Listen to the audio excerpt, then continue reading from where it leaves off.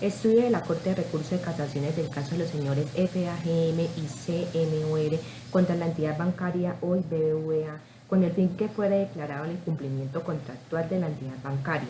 respecto al contrato del mutuo acuerdo que se había celebrado entre estas dos partes. Lo anterior teniendo en cuenta que dicha entidad bancaria, a juicio de los actores, ejerció una posición dominante a revertir un alivio económico, incrementar el nuevo saldo de la obligación, negar la cancelación de la hipoteca, afectar la integridad psíquica y mental, al someterlos a constantes cobros de lo no debido, reportarlos de forma errónea y equivocada en centrales de riesgo, aun cuando ya habían cancelado la totalidad de la obligación, pues ya se había aplicado el alivio económico de ley. Entonces, allí que solicitaron, se solicitó un reconocimiento de perjuicios patrimoniales, por lo que se dejó de percibir préstamos que les fueran negados al encontrarse reportados de forma negativa y centrales de riesgo, perjuicios extrapatrimoniales de la afectación al buen nombre y daños morales. El punto estratégico de cambio que generó la providencia tiene su fundamento en el carácter de indemnizaciones extrapatrimoniales, a tantas como fuere necesario cuando se genera la afectación a múltiples derechos personalísimos. Entonces se decantó la posibilidad de que a cada afectación del bien jurídico tutelado personalísimo se genere una indemnización autónoma a cada afectación debidamente probada. Ahora, respecto a la situación fáctica, entendida como la forma en la cual sucedieron los hechos que dieron vida a la litis, se entiende de forma resumida que las accionantes celebraron un contrato de mutuo en la fecha de junio del año 1994 por el valor de 8.300.000, garantizando con hipoteca dicho negocio. Se lleva a cabo el desembolso del dinero y en todo el desarrollo del pago de la obligación los demandantes tuvieron un comportamiento de pago ejemplar. Posteriormente, el gerente de la entidad bancaria le informó a los mutuarios que, teniendo en cuenta los lineamientos de la ley de vivienda, se aplicaba un alivio económico al crédito. Entonces, para el año 2000, los accionantes cancelaron la totalidad de la obligación con el alivio aplicado al crédito. Sin embargo, se siguieron generando cobros por parte de la entidad bancaria, pues se había generado un revertimiento del alivio y siguieron cobrando cuotas no debidas, y aún así se había realizado pues pagos por los mutuarios, pero en un momento se rechazó estos cobros ejercidos por la entidad. Con ocasión a ello se elevaron por parte de los mutuarios insistentes solicitudes para que no generaran cobros. Sin embargo, pues dicha entidad siempre respondió con evasivas, y por ello la misma superbancaria, mediante evasiva, pues conmovió a la pasiva con el fin de que aplicara el alivio al crédito. Sin embargo, también dicha directriz fue pasada por alto. Finalmente, en el año 2013, el banco informa a los actores que existía la posibilidad de acuerdo de pago después que se aplicara un nuevo alivio. Aun cuando ya se había cancelado la totalidad de la obligación, a ello los demandantes respondieron positivamente y pues generaron el pago. En cuanto a los elementos jurídicos de la Corte, tuvo en cuenta para que fuera un fallo de fondo, se destacan los perjuicios extrapatrimoniales, el daño o afectación de institutos personalísimos de valoración de los medios de prueba para acreditar, afectación a bienes personalísimos y error de hecho en la valoración probatoria, capacidad del juzgador de decretar múltiples indemnizaciones por afectación a múltiples derechos de personalísimos. A continuación se desarrollará las respectivas explicaciones como nos las dio el docente sobre el problema jurídico. Primero, la posición dominante de una entidad bancaria al continuar ejerciendo cobros persistentes y reiterativos en el tiempo a sus clientes respecto a obligaciones ya canceladas en su totalidad. Puede generar afectación a múltiples bienes jurídicos tutelados personalísimos y por tal razón se debe reconocer una indemnización por cada uno de las afectaciones. Nosotras pues con mi compañera también recalcamos otro segundo problema jurídico, ya que nos parece pues importante respecto al análisis. En el momento en que acaece una lesión a un bien patrimonial o extrapatrimonial y se genera un daño que afecte a otros bienes jurídicos de la víctima, existe el derecho a reconocimiento de perjuicios a la elección de cada uno de los múltiples bienes afectados. La decisión de la Corte Suprema de Justicia fue revocar la sentencia proferida por el Tribunal Superior del Distrito Judicial de Bogotá el 31 de julio del 2007 al declarar no aprobadas las excepciones propuestas por el banco, declarar el incumplimiento del contrato de mutuo que celebró con los actores al revertir el alivio que se había otorgado al crédito, condenar al Banco BBVA al pago de la suma de 10 millones de pesos por concepto de perjuicios morales y al pago de la suma de 20 millones de pesos por concepto del daño ocasionado al buen nombre. Las razones de la decisión. Consideramos de forma conjunta que la Corte estableció su decisión en un criterio de estándar de valoración probatorio correcto, dando un giro entre la decisión tomada en primera y segunda instancia y la emitida por la Corte en sede de casación. Como ya lo determinamos en el estudio de esta sentencia, se generó un cobro persistente y constante a través del tiempo de una deuda que ya había sido cancelada en su totalidad y se realizó un reporte negativo ante las centrales de riesgo financieras, con ocasión de una supuesta mora en el pago de unas cuotas de un crédito. Dos situaciones diferentes, pero que a su vez le dieron vida una a la otra y generaron vulneraciones diferentes y autónomas, donde se vio afectado por un lado la tranquilidad de los actores,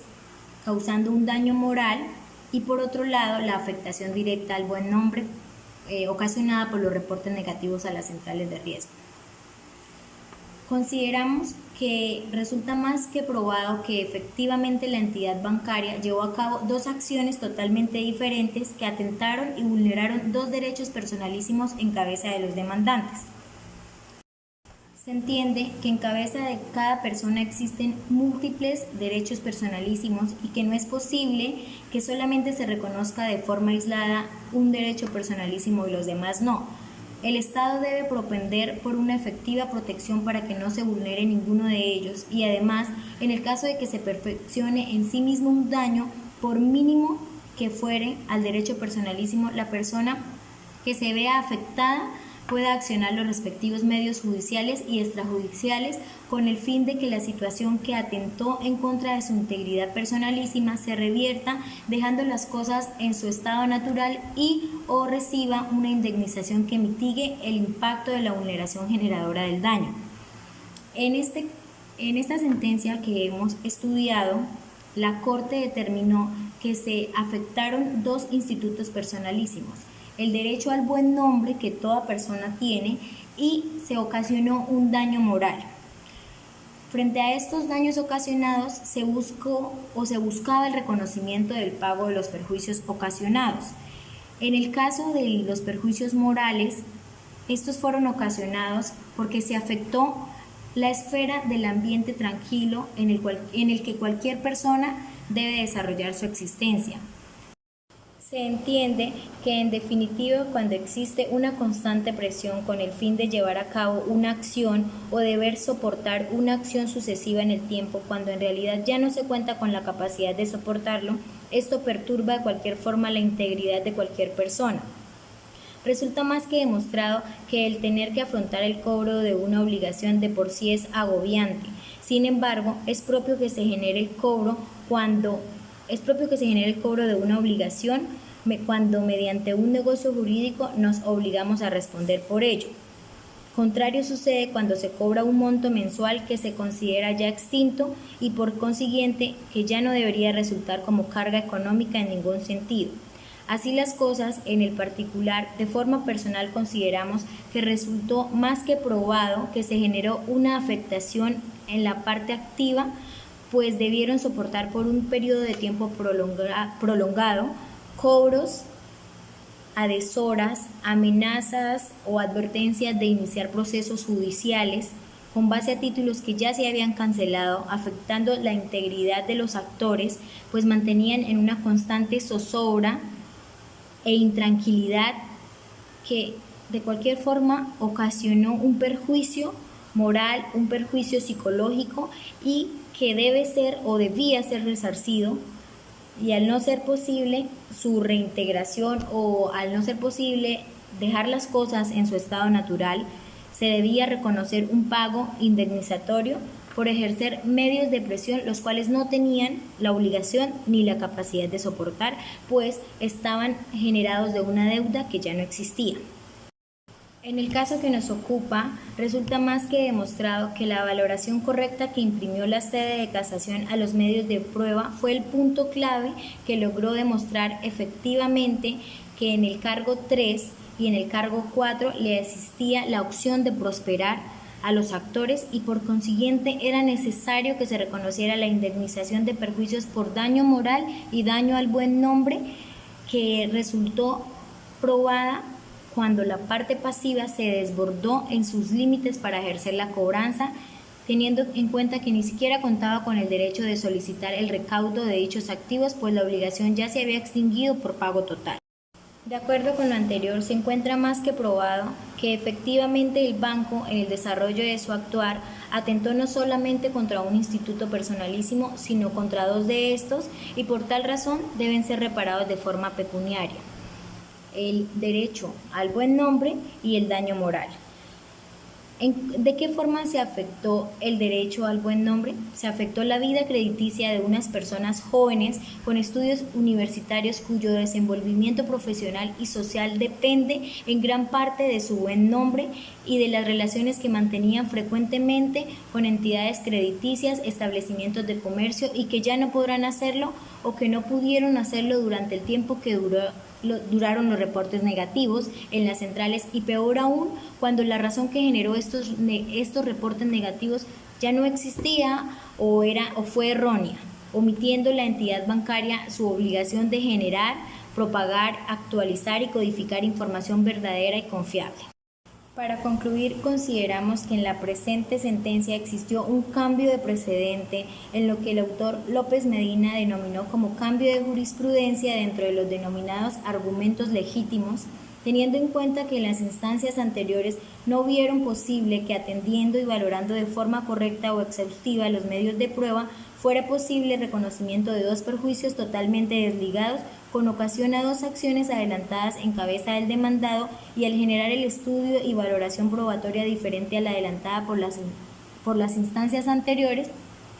la Corte de una u otra forma generó un cambio significativo en la línea civilista, en la cual logró soportar que efectivamente las personas cuentan con múltiples institutos o derechos personalísimos y que no es posible que cuando varios de estos fueron violentados o vulnerados sencillamente se genere una indemnización conglomerada y conjunta que generará alivio al daño causado. Todo lo contrario, decantó que cada evento determinador del daño que resulte probado como causante de menoscabo al derecho personalísimo tiene la obligación de tener una indemnización autónoma, y por ello nos atrevemos a sustentar entonces que a cada daño le corresponde una tasación de indemnización a cada uno de ellos.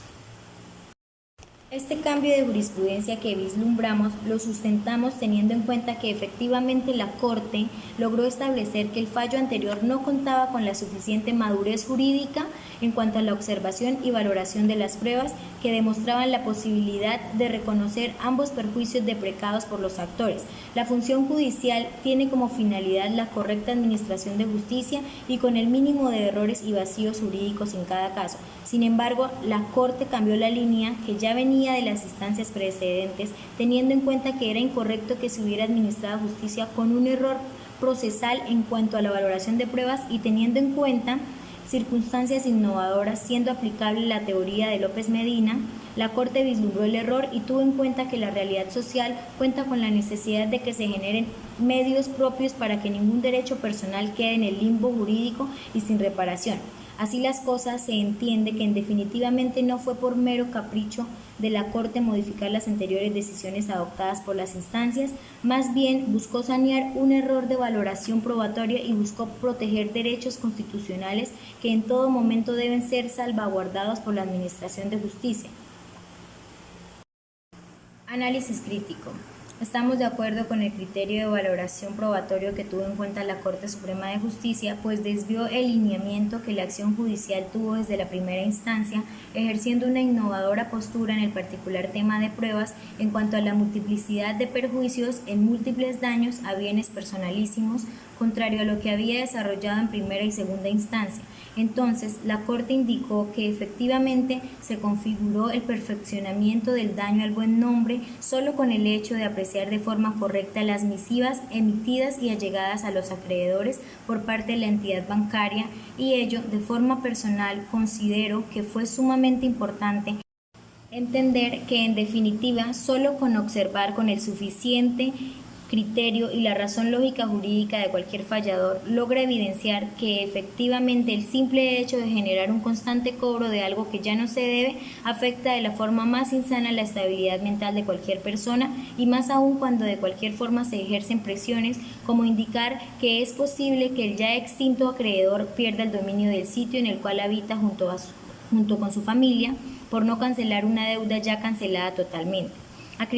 A criterio personal, consideramos que a la luz de la sana crítica, las instancias anteriores pasaron por alto el nivel probatorio que destilan las pruebas, y que al actuar de la entidad fue más allá de cualquier simple molestia que deba tener la capacidad de soportar cualquier cliente de una entidad bancaria, puesto que, analizando las pruebas, se evidencia que el cobro era tan fuera de lugar que se desarrollaba en horas poco convencionales para poder entablar comunicación con una persona que erróneamente se encontraba en mora y ejecutar cobro alguno, esto generando un estado de zozobra e intranquilidad constante. Resulta más que necesario que en dichos litigios en donde se persigue el reconocimiento de tales perjuicios, el juez tenga en cuenta en su sana crítica aunada a los medios de pruebas y falle siendo consciente de la necesidad de protección de los derechos fundamentales personalísimos. Ahora bien, en cuanto a la reparación al buen nombre, considero que resultaba aún más perceptible el daño que sí o sí llamaba a salir adelante dicha pretensión de reparación. Para nadie resulta oculto conocer que cuando pesa sobre un nombre anotación desfavorable en centrales financieras